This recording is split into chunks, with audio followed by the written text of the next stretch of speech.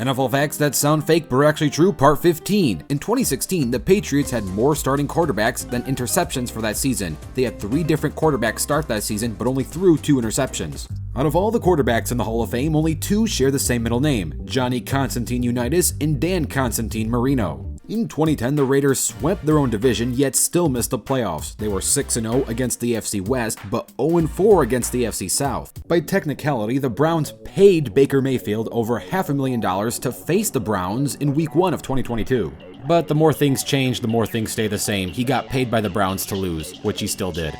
Chad Johnson lived in the Bengals Stadium for 2 years to save money. When he first started playing for the Cincinnati team, he thought it'd be a great idea to save up that cash and live where he works. It's been over 50 years since the Saints drafted any quarterback in the first round. The last time they did it was when they drafted Archie Manning in 1971 as the 2nd overall pick in the first round. John Elway and Dan Marino were drafted to the MLB in the same year to the same MLB team. The Kansas City Royals drafted both of them in 1979. The Chargers drafted both Eli Manning and Drew Brees and won Super Bowls with 0 of them. Both these quarterbacks went on to win Super Bowls for other teams. For reference on how rare it is to draft Super Bowl winning quarterbacks, only 9 teams in NFL history have managed to draft multiple Super Bowl winning QBs. It's a little easier to sign for one or trade for one, but imagine drafting multiple Super Bowl winning QBs and winning none with them.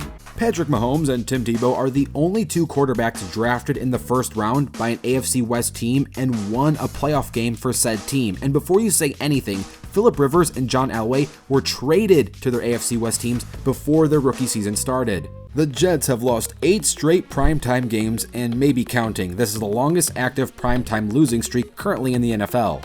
During the 10-year span from 2009 to 2019, the New Orleans Saints went either 13-3, 11-5, or 7-9. These are the only 3 records they had for those years. There are only 2 starting quarterbacks with more wins than rushing yards, Dan Marino and Kenny Stabler. Dan has 87 rushing yards and 147 wins. Ken has 93 rushing yards and 118 wins. Joe Burrow has equal the amount of playoff wins as every other Bengals quarterback all-time combined. He has 5 alone, and every other Bengals QB has a total of 5 combined.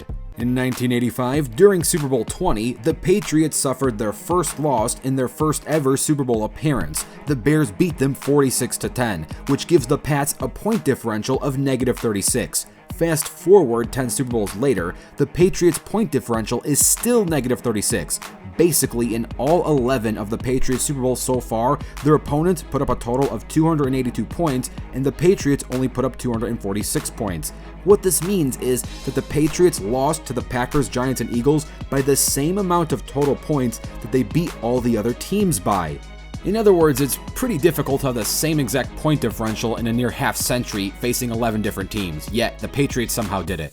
Brandon Weeden is older than Aaron Rodgers, despite Brandon being drafted in 2012 and Aaron drafted in 2005.